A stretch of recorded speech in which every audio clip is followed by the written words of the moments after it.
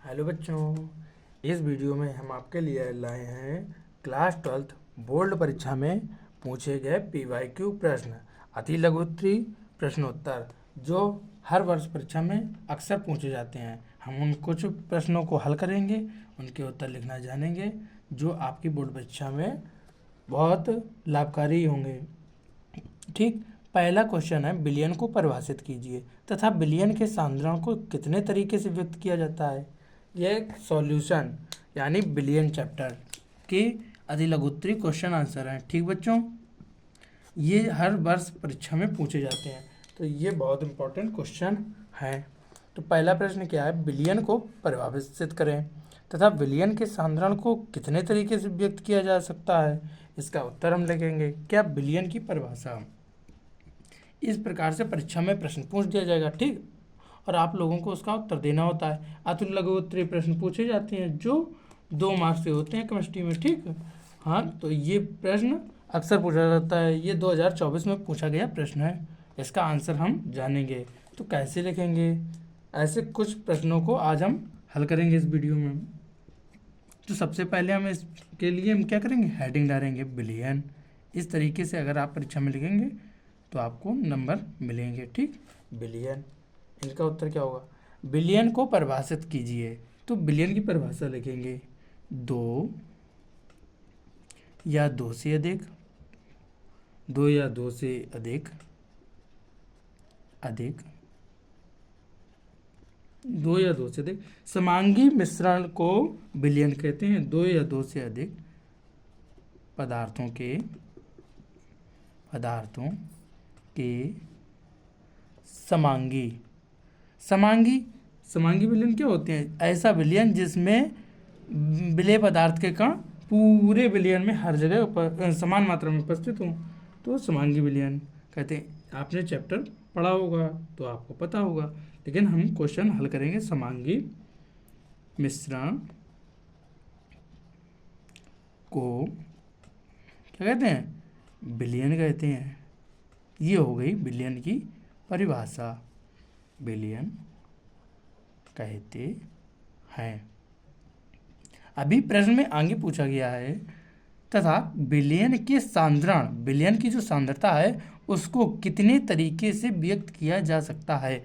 तो विलयन की सांद्रता को व्यक्त करने के कितने तरीके होते हैं, उन तरीकों की बात कर लेते हैं। तो उसका आंसर कैसे लिखेंगे, उसका लिए हेडिंग बनाएंगे विलयन के सांद्रण को व्यक्त करने की विधियाँ, ठीक। ये हो गई हमारी हेडिंग, ठीक बच्चों। अब इसमें कितनी विधियाँ होती हैं। पहली विधि होती है ग्राम प्रति लीटर। क्या होती है, ग्राम प्रति लीटर। हम विलेय पदार्थ की मात्रा ग्राम में ले सकते हैं, और जो विलयन जब बनता है, जब विलेय और विलायक को मिलाया जाता है, तो विलायक की मात्रा हम किस में ले सकते हैं, लीटर में। विलायक की मात्रा लीटर में, ग्राम प्रति लीटर। दूसरी विधि क्या हो जाएगी, दूसरी हो जाएगी नॉर्मलता,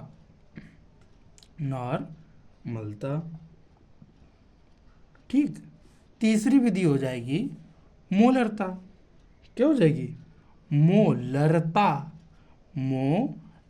और चौथी होती है मोललता, ठीक। ये चौथी हो गई, ठीक। फार्मलता और मोल प्रभाज, ये 2 विधियां और हैं। कौन सी, फार्मलता और मोल प्रभाज। तो 5वीं हो गई हमारी फार्मलता और 6वीं हो गई मोल प्रभाज। क्या, मोल प्रभाज क्या होता है, विलेय पदार्थ के मोल बटे विलयन के कुल मोल, विलेय के मोल प्लस विलायक के मोल, ठीक। तो ये हो गया हमारे पहले क्वेश्चन का आंसर। इस प्रकार लिखेंगे, विलयन पूछा जाए जब क्या, विलयन को परिभाषित करें तथा विलयन के सांद्रण को कितने तरीके से व्यक्त किया जा सकता है, तो आप ऐसे लिख देंगे, ठीक, हेडिंग बनाकर। अब हमारे पास दूसरा क्वेश्चन है, दूसरा क्वेश्चन हम ले लेते हैं। दूसरा है ताप बढ़ाने पर, ये आप लोग स्क्रीनशॉट ले लें इसका परिभाषा का, या अपनी कॉपी में हमारे साथ नोट्स बनाते चलें या पढ़ लें मन से। ठीक, चलो अब सेकंड क्वेश्चन ले लेते हैं। सेकंड क्वेश्चन है हमारे पास, क्या ताप बढ़ाने पर गैसों की द्रवों में विलेयता में हमेशा कमी आती है। जो गैस होती हैं वो द्रवों में कम घुलना शुरू हो जाता है। ठीक, गैस जो होती हैं वो द्रवों में कम घुलना शुरू हो जाती हैं। क्वेश्चन क्या है हम नोट कर लेते हैं। ताप, ये बहुत इंपॉर्टेंट PYQ हम करवा रहे हैं सॉल्व आपको। ताप बढ़ाने पर गैसों की जो गैस होती हैं वो द्रवों में विलेयता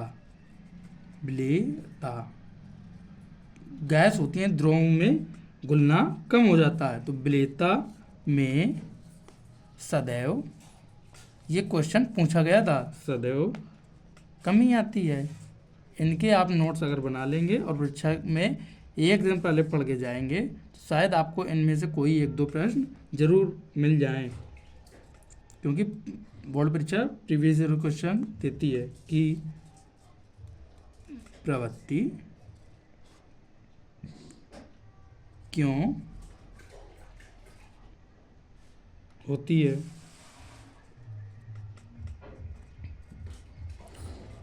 ताप बढ़ाने पर गैसों की जो द्रव में विलेयता है उसमें सदैव कमी आने की प्रवृत्ति क्यों होती है। यानी ये जैसे ये कोई वो है बर्तन, तो अब इसमें कोई द्रव भरा है। अब इसमें द्रव में अगर हम किसी गैस को घोलना चाहें और ऊपर से इसको बंद कर दें, ढक्कन लगा दें मान लो इस प्रकार से। ठीक, ये ढक्कन लग गया और पाइपलाइन के द्वारा हम इसमें गैस घोल रहे हैं। अगर हम इसका ताप बढ़ाते जा रहे हैं, ठीक, इसको हम हीट कर रहे हैं, तो हीट करने पर क्या होगा कि इसकी जो विलेयता है गैस इसमें कम मात्रा में घुल पाएगी। जैसे अगर हम ठंडे में लिया ना तो उसमें हम ज़्यादा गैस घोल सकते हैं, गैस ज़्यादा मात्रा में, लेकिन अगर हम इसको गर्म कर रहे हैं तो इसमें बहुत कम मात्रा में गैस घुल पाएगी। ऐसा क्यों होता है, तो इसका उत्तर पूछा गया था बोर्ड परीक्षा में। ठीक, तो इसका उत्तर क्या लिखेंगे हम, इसका उत्तर हम इस प्रकार से कुछ लिखते हैं, आंसर डाल देते हैं। यदि आपको क्लास समझ में आ रही हो तो लाइक करें क्लास को। तो इसका आंसर लिखेंगे, द्रव पदार्थ जो है, द्रव में गैसों का घुलना, द्रव में जो गैसों का घुलना है वह एक अब यहाँ देखना, ऊष्माक्षेपी अपक्रिया है। ऊष्माक्षेपी क्या होता है, जब किसी भी पदार्थ की रिएक्शन होती है तो उससे ऊर्जा निकलती है। क्या निकलती है, ऊष्मा निकलती है, गर्म कर देता है। जैसे ये बर्तन था जो, तो इसमें हम गैस घोलते हैं, बर्तन में हमने गैस घोली थी, तो इसमें क्या था, गैस घोलने पर इससे ऊर्जा निकलेगी। क्या निकलेगी, ये खुद सतह को हीट करेगी। ठीक, तो ऊष्माक्षेपी अपक्रिया। अतः ऊष्माक्षेपी अपक्रिया है।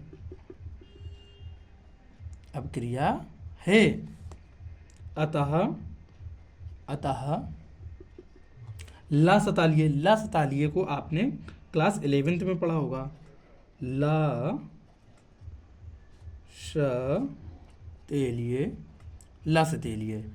सतेलिया का नियम क्या था, ला सतेलिया के नियमानुसार,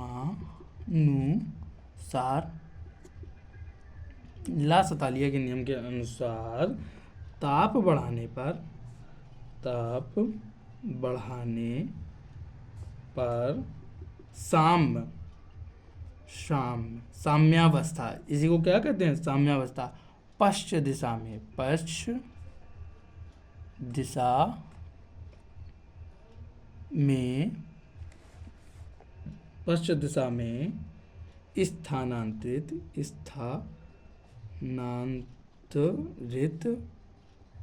स्थानांतरित हो जाता है। जो साम है, साम्यावस्था होती है, साम्यावस्था को आपने क्लास 11th में पढ़ा होगा। उसमें क्या होता है, साम पश्चिम दिशा में स्थापित हो जाता है, यानी अब क्रिया रुकना शुरू हो जाती है तथा दाब में कमी आती है, तथा दाब कम हो जाएगा, दाब में कमी आती है। भाई उसमें छिपी अब क्रिया है, दाब में कमी आती है। ठीक, जिसके, बस इतना लिख के इतना और लिख देंगे, जिसके कारण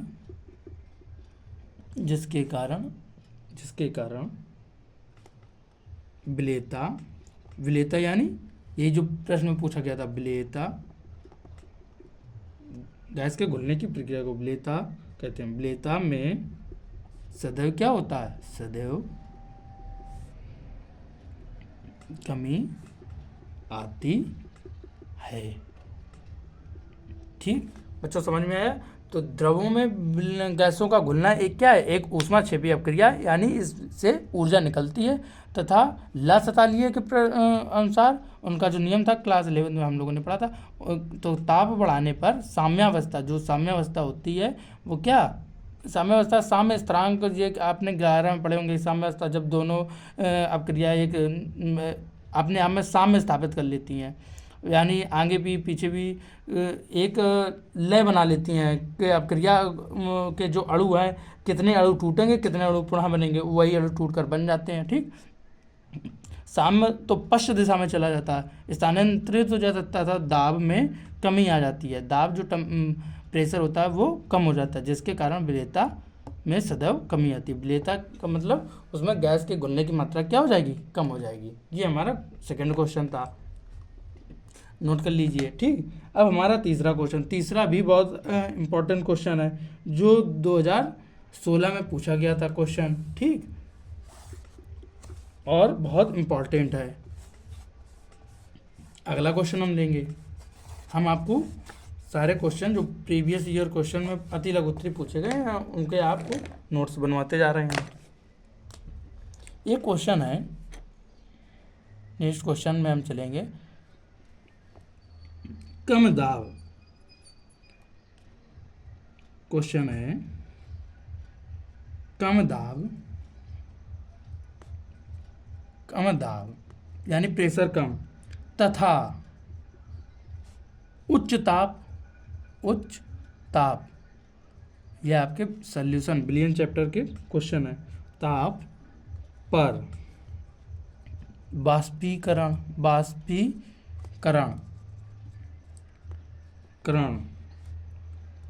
तेजी से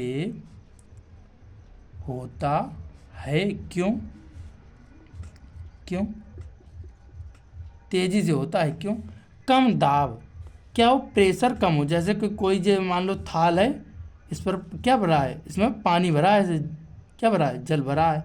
अब इस पर जो हम क्या प्रेशर ना लगाएं, यानी खुला बर्तन रखें, दाब कम हो, बिल्कुल ताप ज़्यादा हो, मान लो सनलाइट यहाँ से पड़ रही हो कस के, ठीक, सूरज की रोशनी यहाँ पर तेज़ गर्मी के दिन हो, इसमें ताप ज़्यादा है, ठीक, यहाँ रोशनी पड़ रही है पूरी सतह पर, ताप ज़्यादा, और इसमें क्या होगा, तो फिर बाष्पीकरण की जो मात्रा है, इसका पानी कस के एकदम उड़ने लगेगा। यहाँ दाब नहीं, ढक्कन नहीं लगा रहे हैं, उड़ रहा है पानी, ये जल्दी होता है। इसका कारण क्या है, पूछा गया था, इसका कारण हम जानेंगे।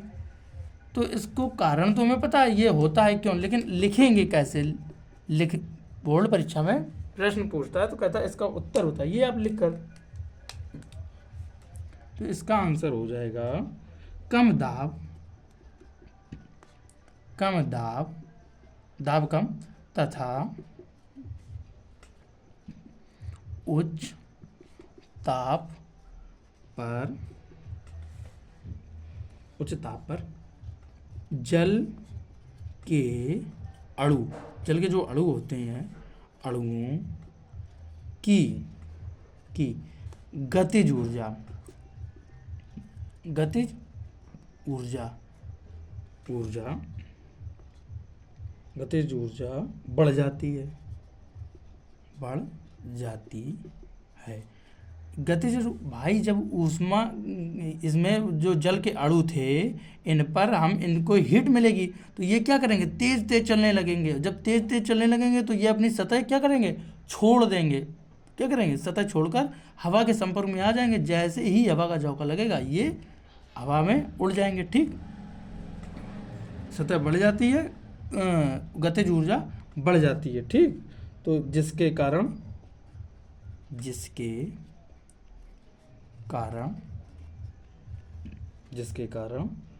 जल के अणु, जल के जो अणु हैं वो क्या करेंगे, जल की सतह को छोड़कर क्या करेंगे, जल की सतह को छोड़कर वाष्प यानी हवा के संपर्क में आ जाएंगे, वाष्पीकृत हो जाएंगे, वाष्प बन जाएंगे, वाष्प के रूप में बदल जाते हैं। जब वाष्प के रूप में बदल जाएंगे तो क्या होता है, और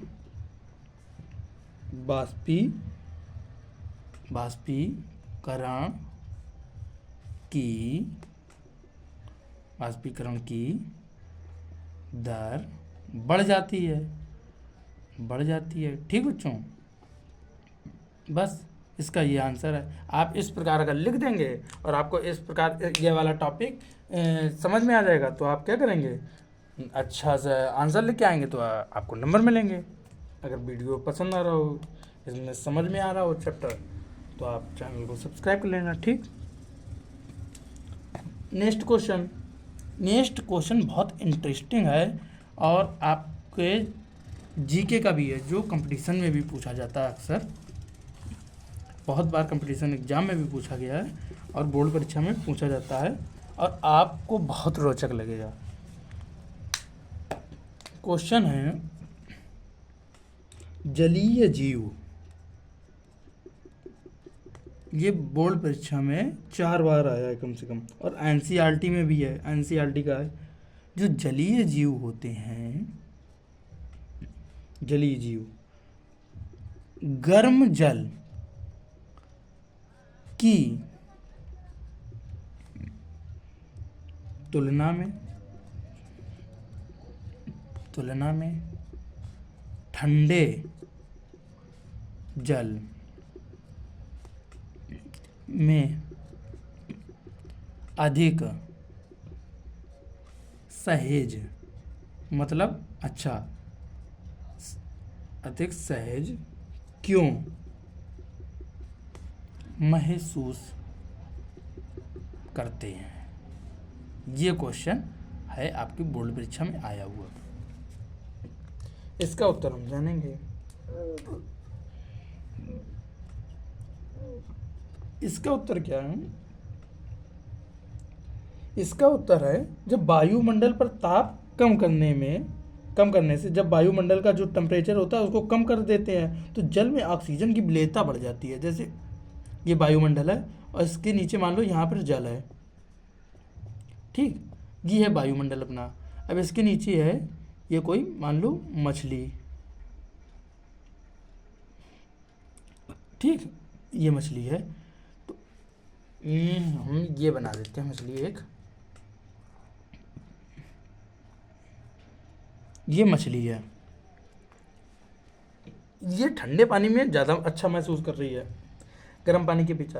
तो इसका कारण क्या है, इसका कारण है जब वायुमंडल में हम ताप कम करने लगते हैं, वायुमंडल में टेम्परेचर कम हो जाता है, जिससे जल में ऑक्सीजन की विलेयता बढ़ जाती है, इसमें ऑक्सीजन ज़्यादा घुलने लगेगी। भाई वायुमंडल में ताप कम, अभी हमने नेक्स्ट क्वेश्चन में जाना था, ताप बढ़ने से विलेयता कम होती है, और जब ताप कम हो जाएगा, यहाँ ठंडक हो जाएगी, तो इसमें यहाँ चारों तरफ पानी ठंडा हो जाएगा, और जब ठंडा हो जाएगा तो इसमें ऑक्सीजन ज़्यादा मात्रा में घुल जाएगी। O2 की मात्रा क्या हो जाएगी, जो ऑक्सीजन है तो ये ज़्यादा इसमें घुल जाएगी।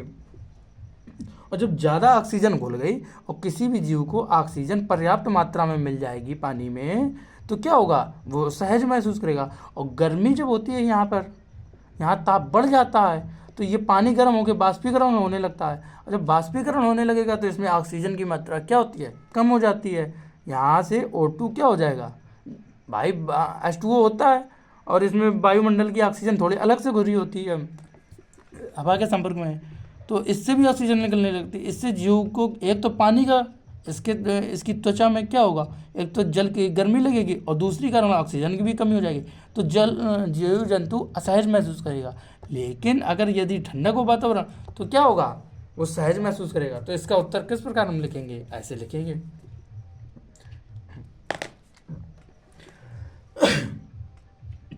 इसका उत्तर लिखेंगे वायुमंडल पर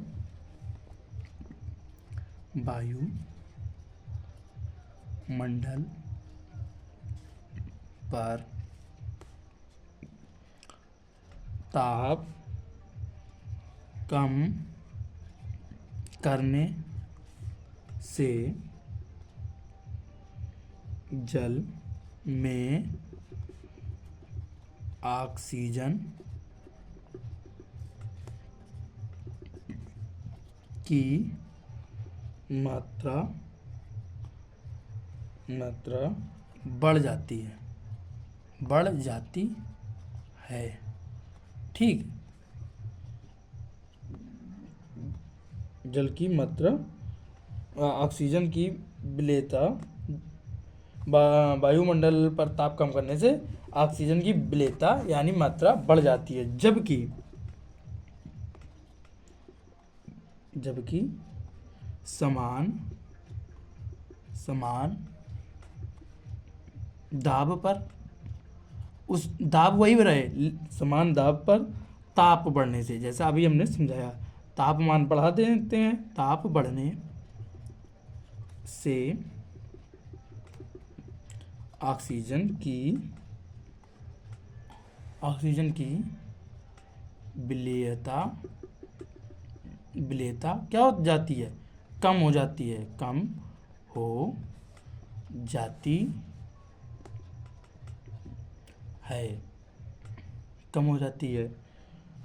अतः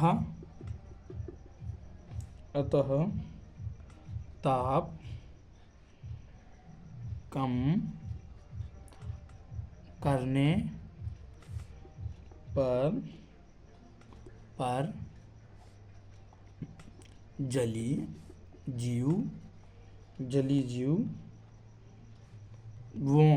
जीवों को ऑक्सीजन की पर्याप्त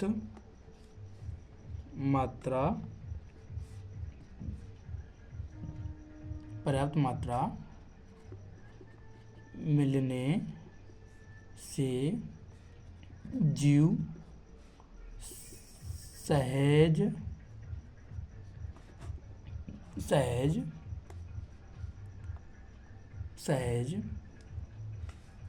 अब इसके आगे आप लिखेंगे सहज